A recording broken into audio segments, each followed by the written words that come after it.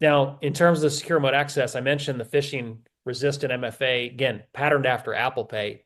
If you haven't experienced this, like everybody who I show this to, they're like, can I please get that for everything?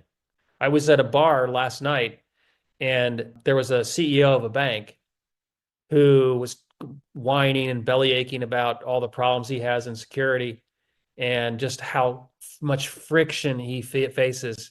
And I talked to him about this approach. He's like, can I get that yesterday? And I'm like, well, actually, no, because we're focused on oil and gas and really critical infrastructure. I'm sure there's providers out there that can help them, but we're very clear on our mission. We also deliver this kind of peer-to-peer full mesh, which really gets at something that's also a critical requirement in OT, which is around performance. Um, you don't want to have situations where a switch or router is getting traffic backed up because you don't have enough performance. PLC misses a command. They can fall on the floor if you're doing active scanning.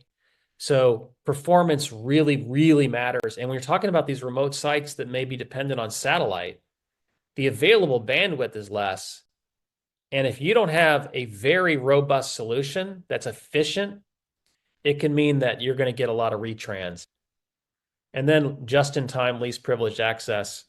This again gets to the ability to set up and control contractor access for a certain period of time with automatic revocation. So, Tom, we actually had a question come up on the Q&A. So, with both the two things you just described as well as segmentation, that really is just zero trust access that we're really talking about, right? Yeah, these components are absolutely zero trust remote access, and there are several providers that do this. I think what's unique about us is that we bring in that zero trust network access that other providers provide. We do it in a passwordless way, which I don't know of other people who do that.